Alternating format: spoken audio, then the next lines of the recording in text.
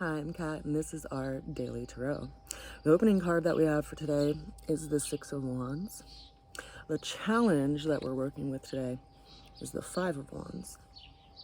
The way we're going to be getting through that challenge showed up as the Three of Swords. And then our ultimate outcome that we have for today came in as the Nine of Pentacles, clarified by the Death card. So, interesting energies that we have today, especially in consideration of us moving toward this full moon. So we have this energy of moving forward and moving towards something that we want to build that is new. We see that this person is on this horse and they're forging ahead with the support of other people around them. So it's as if we have this sense of confidence to actually move in a direction in our lives, and there's a sense of clarity based on what is being revealed to us through the course of the last couple of days. The challenge that we're working with is this Five of Wands energy. So we see these five individuals, each of them has a wand, and they appear to be either in a place of training, for combat, or in a place of like practicing their skill. And this card always reminds me of I want to say art form, but it's also a martial art form called capoeira, where people of the Brazilian tradition who were slaves created this format of martial arts that appeared to be a dance, but they were really practicing their means of skill by way of martial arts. And they did it in such a jovial way that it was interpreted to be a dance rather than training. And so this challenge is arising for us today because it's asking us how we want to work with this situation. Do we want to be combative, or are we willing to work with it by way of a dance and see how we can bring ourselves to the situation to work through something by way of some kind of training?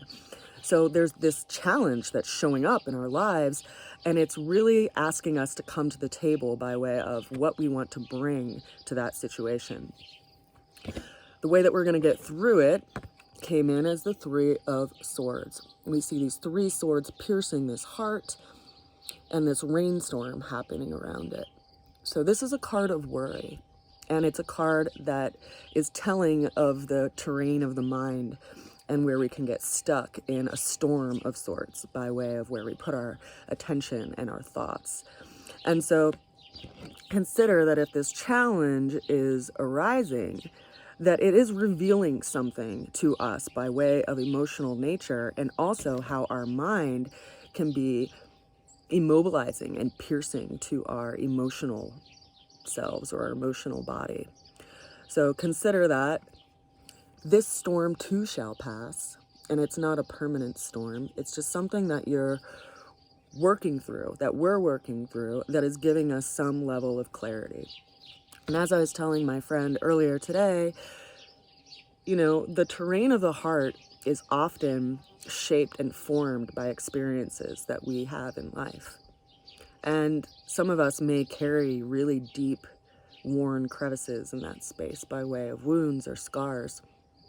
And yet when we look out at the world around us, we can see how glaciers have carved their way through mountains and created river systems. And we can also see that a meandering soft stream has also found its way through the meadow. And so the emotions have this movement to them, right? And even in wintertime, when water is apparently frozen and hard and still and solid, it's just in a process, because come spring, those waters will melt and they will seep into the earth and nourish the earth once again.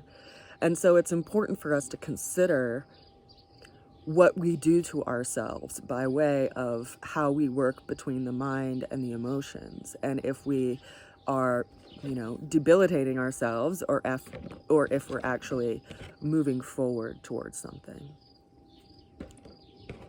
The ultimate outcome that we have for today came in as the Nine of Pentacles. So we see that this person is kind of in a place of leisure. They completed some kind of project, particularly because it's a number 9 card, and 9s are numbers of completion. So this situation that we've been in is being resolved. And I also point that out because we have the clarification card of the death card.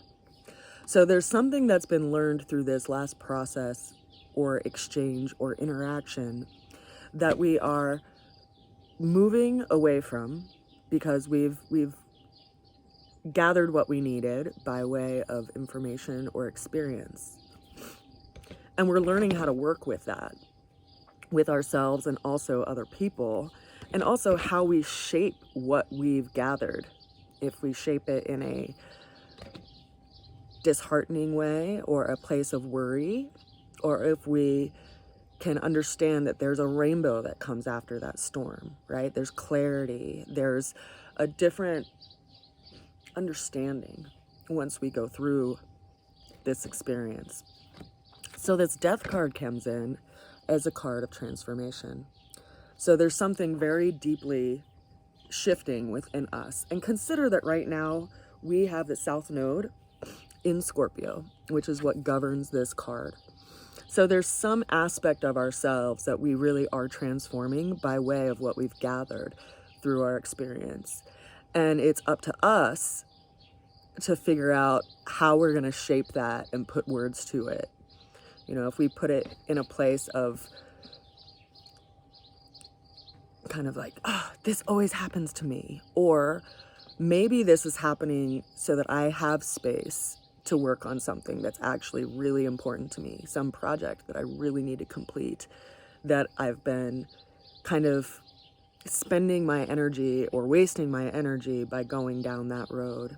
And by that road not necessarily working out or showing me that it's conflicting with the path that I'm going on, it gives me clarity of how important it is that I keep forging the path that I'm walking. And it's so interesting and important, I think, to consider that when certain parts of ourselves are asking to be let go of, or certain parts of our nature, or certain relationships or experiences, it's as if life itself is reminding us that there are other possibilities that are awaiting us by way of experience through a rebirthing process once we let go of that which actually isn't useful to us. So the Scorpion energy, right, as far as zodiac signs go, and in life, it's associated with surgery, right? The scalpel, that which is so cutting that it cuts away the things that are negatively growing inside of us. It cuts away, you know, like tumors. It's like having surgery. And we see that reminder also with this skeletal being in this card, that it's asking us, what do we need to let go of so that we actually have an open hand to welcome in something new. So, not all endings are bad, you know, and as someone who has experienced loss of loved ones through actual death, I can tell you that it doesn't end there. The relationship doesn't end there. It just opens up to a different level. And that happens in a lot of different areas of our lives. So consider that there is some big ending right now. There's some rebirthing process going on right now. And Scorpio is the zodiac sign that has the South Node in it. So there's something that we are processing and transforming so that we can actually redirect our aim with our arrow towards where the North Node is, which is up in Taurus, and will coincidentally be experiencing a conjunction with Uranus and Mars here soon. So we're all in this process. We're in this cooking process. It's like we're preparing a meal, our next meal in life.